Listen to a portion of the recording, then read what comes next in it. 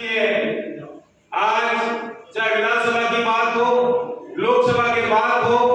वहां पर नेता प्रतिपक्ष होता है, उसको बोलने की अनुमति नहीं दी जाती। इससे बड़ा इस देश के अंदर लोकतंत्र की हत्या नहीं हो सकती है। जो जनता की बात को रखना चाह रहे हैं, परंतु अभी जो विधानसभा के अंदर चल रहा है खुफिया कैमरों से, आप ये देखो कितनी बड़ी बेशर्मी हो गई कि विधानसभा के अंदर जो कैमरे लगे होते हैं उनका पूरा का पूरा ब्रॉडकास्टिंग होता है यूट्यूब चैनलों पे, परंतु कुछ वहां पर दो ऐसे कैमरे लगा दिए गए जहां की रिकॉर्डिंग सिर्फ और सिर्फ स्पीकर रख सकता है। ये इससे बड़ा दुर्गति हो नहीं सकती है।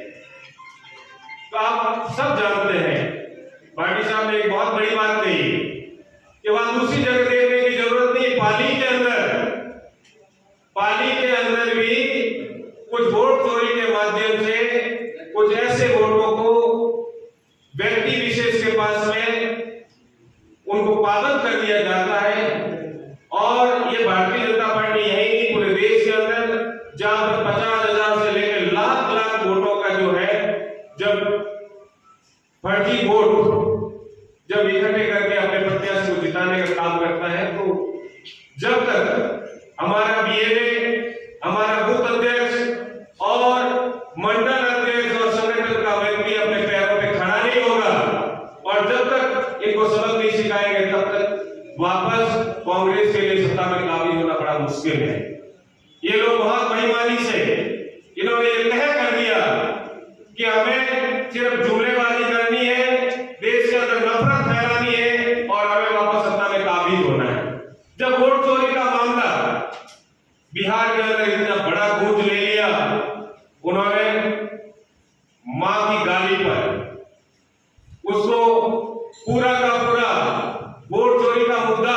इतना हावी हो गया, उनको महसूस हो गया कि हमारी हार पक्की है। अब ये हार को जो है वो छुपाने के लिए तरह तरह के जो हथकंडे जो है वर्तमान में अपना रहे हैं। ये बहुत बड़ी बात है और आने वाला जो समय है वो कांग्रेस का है। ये तय हो गया, ये पूरा देश ने मान लिया है कि इन्होंने चाहे नोटबंदी की बात हो, चाहे जीएसटी की बात हो,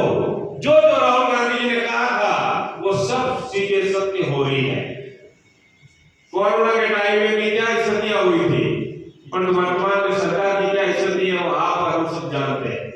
हमारे से ज्यादा दुखी इस समय